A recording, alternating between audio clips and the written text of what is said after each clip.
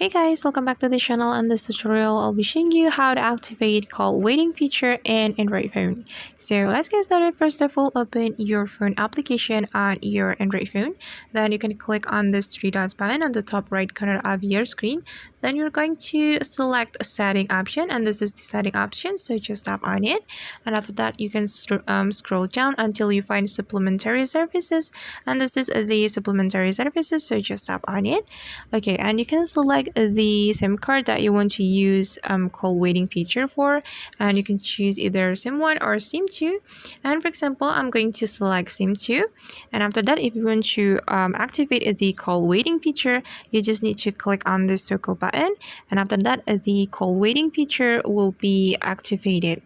Okay, and this call waiting feature will allow you to go back and forth between two calls.